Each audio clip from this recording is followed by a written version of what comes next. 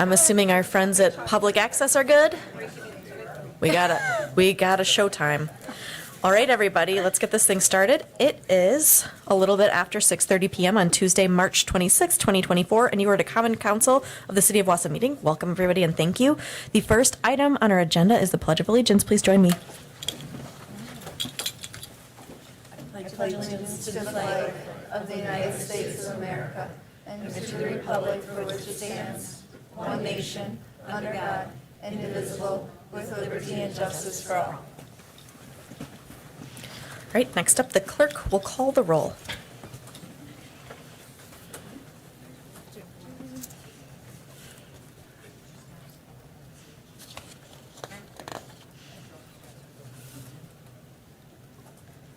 We have 11 voting members present. All right, thank you. Thanks for the cheering. Next up, we have proclamations. We have a couple, but I'm just going to read one. I think we have some folks here maybe that will receive it.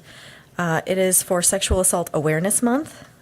Whereas sexual violence is the #1 underreported crime in the United States and affects hundreds of Wausau residents every year, and whereas sexual violence is an ongoing and devastating problem that violates an individual's safety, dignity, and humanity, and causes lasting harm to people of every age, religion, identity, race, culture, and socioeconomic status, and whereas 1 in 3 women and 1 in 5 men in Wisconsin have experienced sexual violence in their lifetime, and 9% of Marathon County high school students reported being forced to take part in sexual activity, and whereas through greater public awareness of causes and effects of sexual violence in our community, we can work to prevent future violation of our citizens and commit to addressing this problem on every civic level.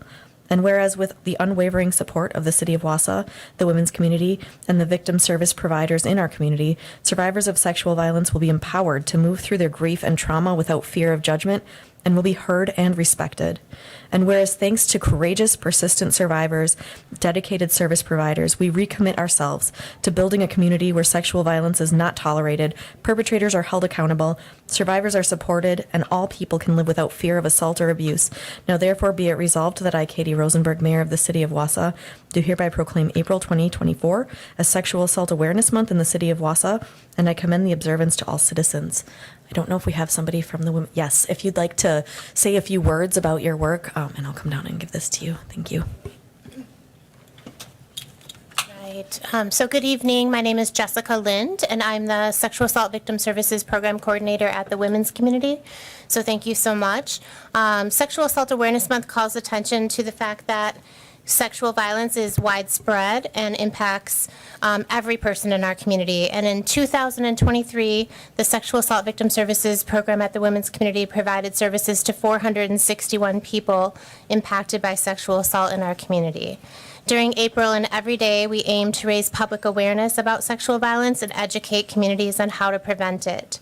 Through our prevention efforts, we were able to reach over 4,000 people in 2023, and we appreciate Mayor Rosenberg and the City of Wausau supporting our efforts, and most importantly, supporting survivors in our community through this proclamation.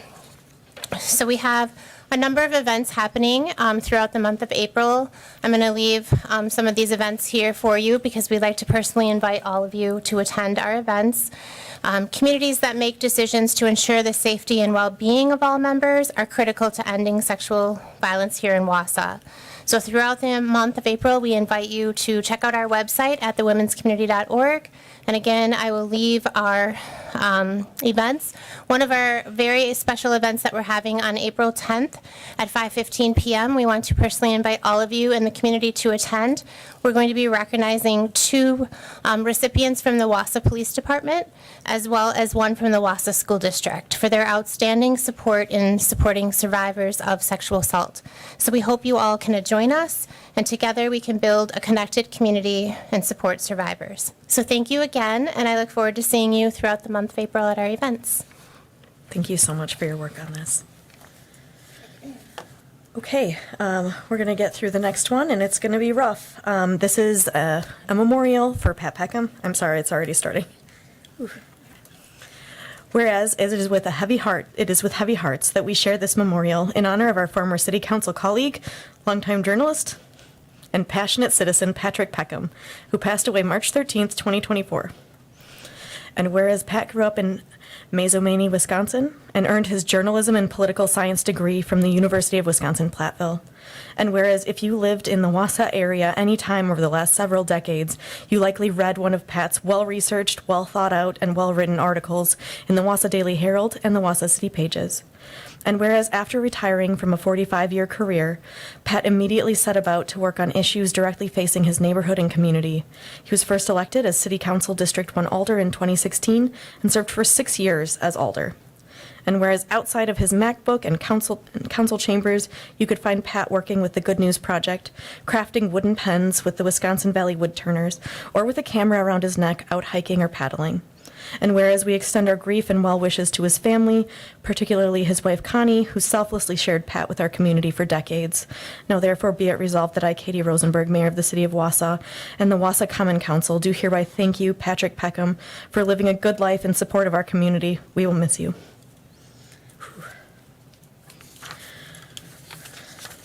All right.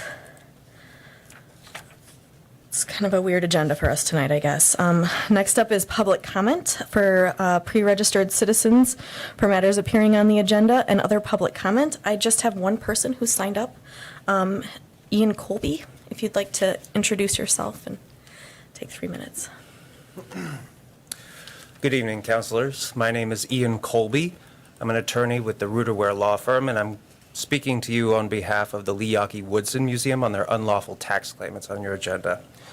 So I hope you had the opportunity to read the letter that I wrote to the council because it provided a little bit more detail. I don't want to reemphasize the entire points of that letter, but I just wanted to emphasize why we believe this tax was made in error. The museum is a nonprofit. It's been a tax-exempt entity since the late 1970s, and in all that time, its real estate has been tax-exempt as well. The museum bought a property to build the Glassbox Studio in 2016. From 2016 until this latest 2023 assessment, that property had been tax-exempt, including for the year in which it bought the property, and so the city had received and approved its tax-exempt status during that entire time. So a sudden $17,000 tax bill against this nonprofit was a bit of a shock. I'm going to quote the pertinent statute that's come up. So it's Wisconsin Statute Section 70.11. It says that the property described in this section is exempted from general property taxes if the property was exempt for the previous year and its use, occupancy, or ownership did not change in a way that makes it taxable. The property did have tax exempt status in 2022. The only difference in 2023 is that the Glassbox Studio was then under construction as of January 1, 2023. The key is that the construction of that Glassbox Museum was in furtherance of the museum's tax-exempt purpose, that is to bring visual arts to the Wausau community. Although you could consider the new building a change of use, it's not a change of use in a way that makes the property taxable. Particularly, Wisconsin law recognizes a readying rule. Wisconsin courts have stated it, and again I'm quoting, that even though a tax-exempt property is not operational for its tax-exempt purpose, it's still entitled to a tax exemption on the assessment date if it's readying itself for its tax-exempt purpose. Under that rule, the change brought on by the construction did not change its use in a way that made the property taxable. The only change was the construction in furtherance of the museum's mission by building the Glassbox Studio.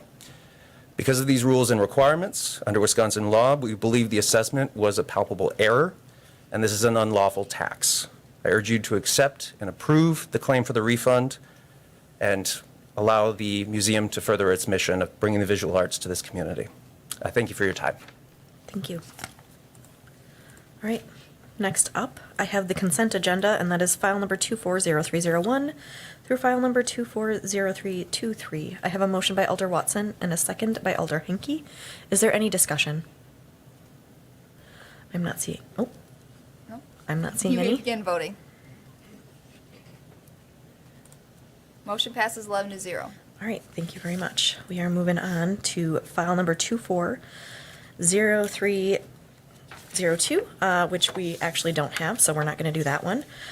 We are moving on to file number 240326. It's a resolution from the Finance Committee approving the alleged claim for recovery of unlawful tax for the Leocal Woodson Art Museum, Inc., 601 North 12th Street. What is the will of this body? I have a motion by Alder Rasmussen and a second by Alder Henke.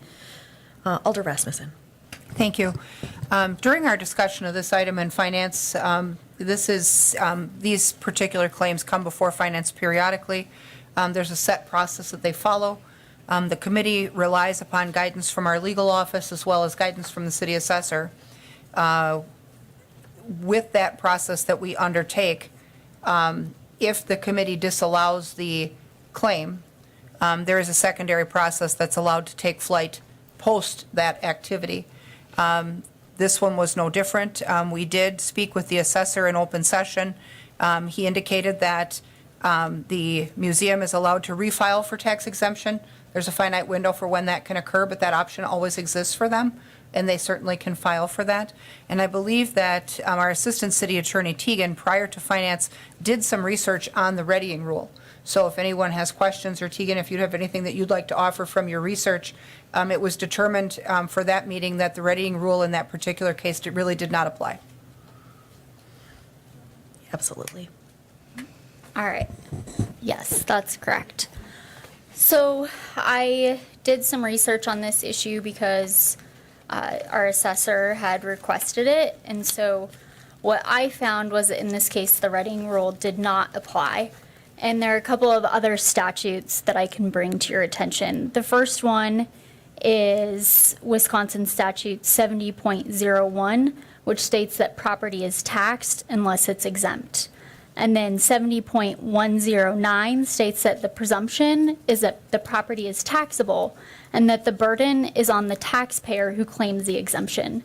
And in this case, it's my understanding that the taxpayer did not meet their burden. And Mr. Rubo can clarify on that point if he would like. But I can keep going if you want.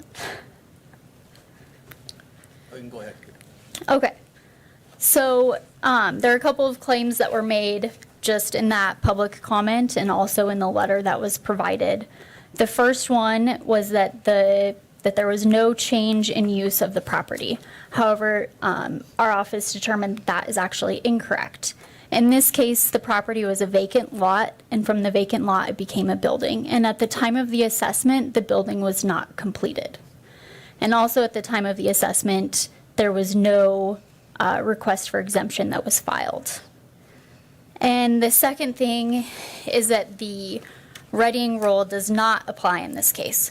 So it's the city's understanding that the exemption that the Glass House Studio is claiming is under 70.11, Section 14, art galleries.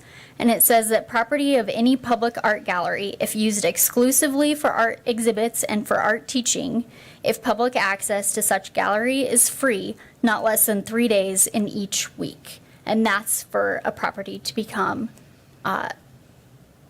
exempt. And it's the city's understanding that there was no evidence that was provided that this was in fact true for this case. And further, in the readying rule, that comes from let me find it, family hospital nursing home. And in this case, what had happened is that there was a nursing home that had been built. It was completed. So at the time of the assessment, the nursing home construction was completed, and they were ready to go, ready to open the doors. All that was needed was staffing. And so in that case, the court held that they were readying themselves for their tax exempt purpose, which they were tax exempt under a different subsection than what this Glass Box Studio is claiming. So in that case, they were readying themselves for that purpose, and as such, they were exempt from taxation. However, all the other cases that I found have stated that, so where the building is not fully constructed, and fully equipped and in the final stages of readying itself for the exempt purpose at the time of the assessment, the readying rule does not apply because, and it is on the burden is on the taxpayer claiming the exemption to establish that they are readying themselves. And a self-serving conclusory statement regarding the partially constructed building, this is a direct quote from FH Healthcare Development, paragraph 36. Such a self-serving conclusory statement regarding the partially constructed building hardly equates the FHHD building with the nursing home and family hospital. And so in this case, that's all that we were provided. We were only provided a statement stating that we're using it for a tax exempt purpose and that our tax exempt purpose, I'm sorry, they didn't even say tax exempt purpose. It was furthering their mission. And here, the furthering, according to the website, it was that the mission was to enhance lives through art. And that mission is not the tax exempt purpose for which our statutes provide. And there was no evidence that was provided back to 70.11 for the exemption. There was no evidence that was provided that this studio was used exclusively for art exhibits and for art teaching, and there was no evidence that was provided that public access to the gallery was free for not less than 3 days in each week. And so it's the city attorney, or it's our position that the assessment was not made in error, and that the museum failed to provide the information necessary to claim the exemption. And Rick probably has more than that. Thank you. If you have anything you'd like to add, you're welcome to. No, what Tegan had said is what I would say. They need to file a property tax exemption request anytime there is a use change in a piece of real estate. So in this case, as it was mentioned already, we had a vacant piece of land that has now have an improvement on it. I have no idea what that property is going to be used for and if that use does qualify for an exemption, because everything that is written in statute, far as exemptions go, is based on use. There's a lot of tax exempt organizations out there. Some of them do wonderful things, but if the use is not written, well, the use, that they don't meet the use that is written in the statute, they don't qualify. Thank you. Alder Rasmussen. Thank you. So then, under those circumstances, the museum then would need to file an exemption that you can analyze, to determine, I guess, whether or not the building is exempt or not. But does that taxpayer also have the option to participate either in open book or board of review? No, they don't. They don't. So they'd have to file during the exception window. That's correct. Okay. This is the process. It bypasses the board of review. The board cannot make a decision on exemptions. Okay. It comes to this body, for this body to either forgive the tax in each year. This body cannot exempt the property. The exemptions only come from the assessors, legislators, or municipal judges. Sure. Thank you. Thank you. Is there any further discussion or question from this body? Okay, I am not seeing any. I think we are ready to vote. You may begin voting.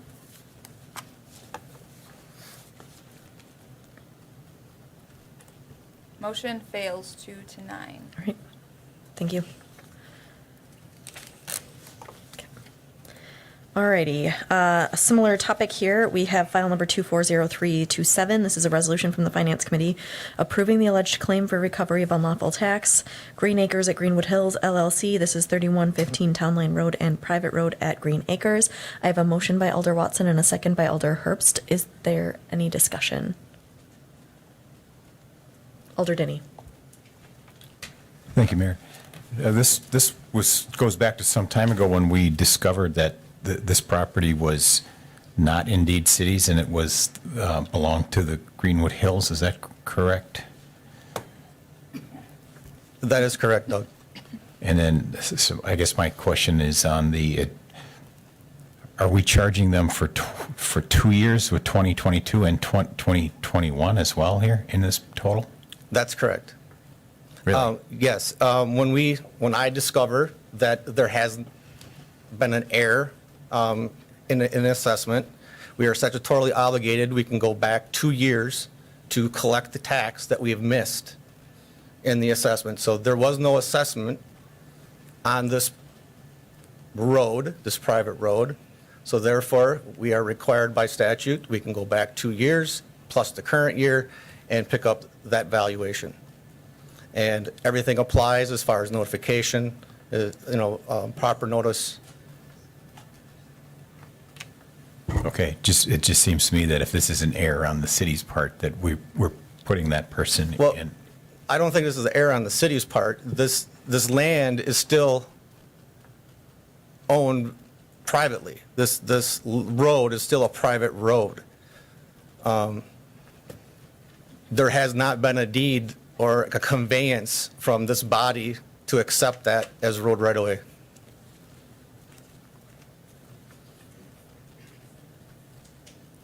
Okay. Alder Rasmussen. Thank you. I was on the council and on the SISM committee when some of this began. We have good minutes from back then in SISM when we asked specific questions of the folks at Greenwood Hills when this was subdivided. Their original intent was that those streets be private so that they could run around up there with golf carts, and they didn't want the public motoring through there. As time passed and those roads then needed expensive maintenance, then there was a action that they wanted SISM to take to recognize and take on those streets for maintenance as public roads. And so obviously the committee denied that, and I think that there's either past or pending litigation that is probably going to come out of the private or public nature of those roads and what got said to whom back then. But I know for a fact, I asked the question myself in SISM about their intentions, and the golf cart access issue and the public use issue was clear, and that was well documented in our minutes back then. So this issue isn't necessarily going away, but the intent at that time was that those be private and that the public not be able to access that area. Okay. Is there any further discussion? All right, I think we're ready to vote. You may begin voting.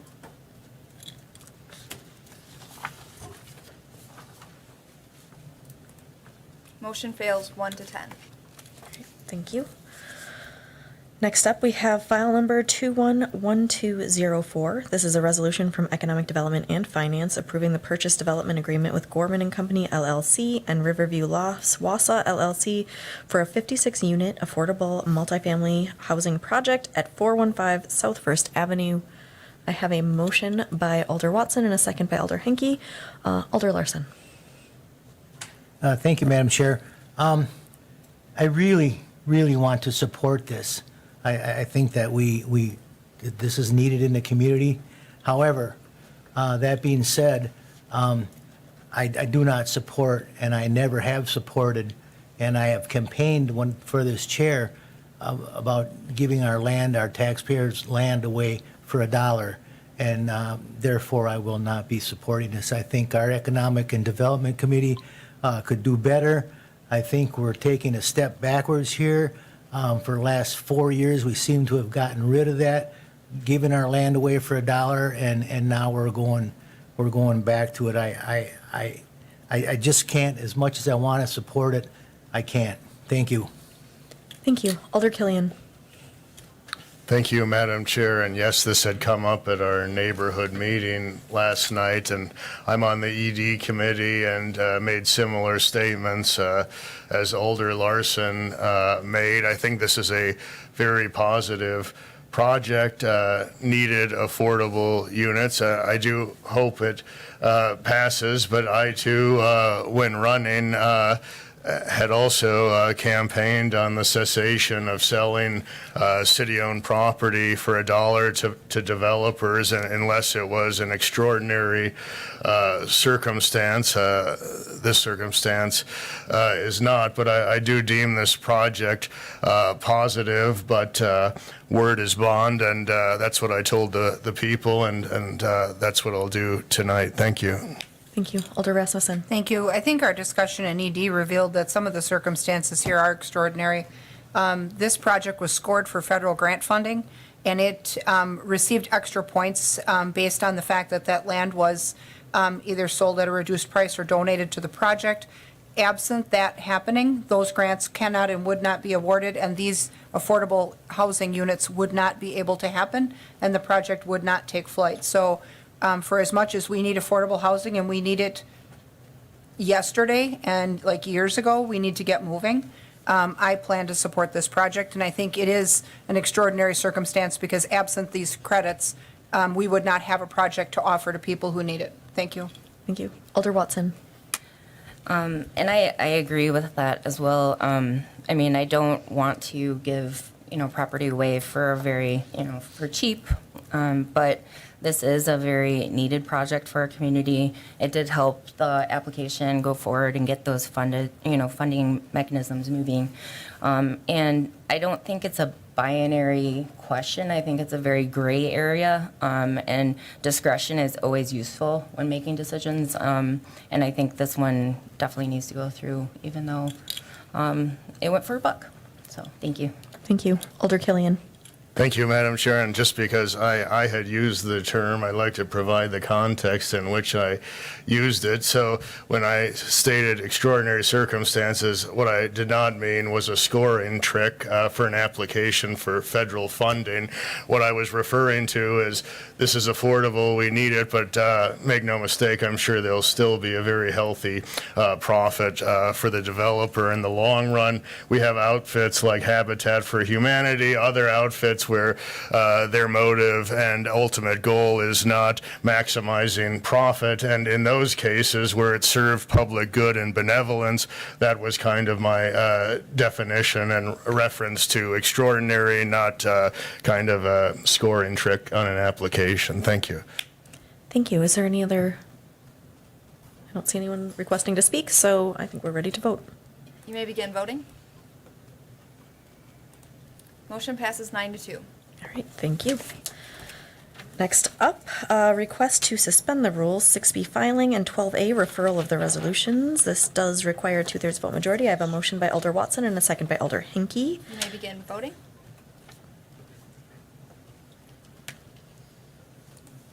Motion passes 11-0. All right, the rules are suspended.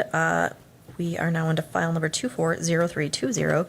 This is an ordinance amending section 9.20.030, pickup and drop-off area.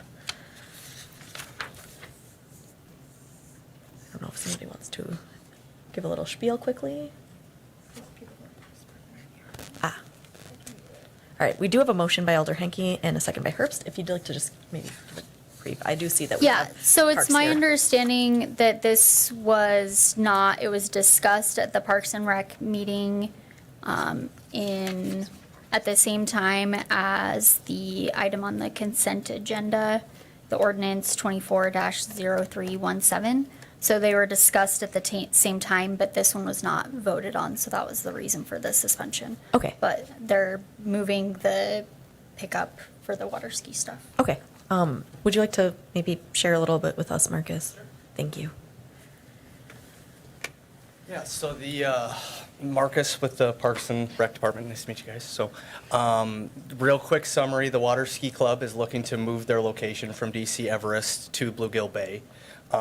There are ordinances that govern the lake. Each municipality that touches the lake has these ordinances in place, and they all have to be the same. So, what was on the consent agenda was essentially allowing them the activity to partake in that park versus the other. This is a separate ordinance that Wausau has related to the pickup drop-off area. So it was simply, we were focused on the ordinance that everybody had and then discovered that, oh, there's the second ordinance that's also speaking to the same thing too as well. So. Okay. Thank you. Any discussion here? I don't see anybody. You may begin voting. Motion passes 11-0. All right, thank you. Last item on our agenda is public comment and suggestion. If there's anybody here that would like to say anything, now's your shot.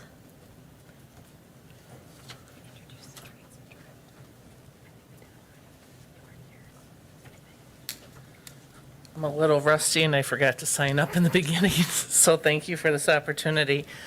Just wanted to continue on from what I spoke about at the Finance Committee in regards to Tracy, but to take it a step further in that when Tracy was hired, I had spoke against her answering to the police chief.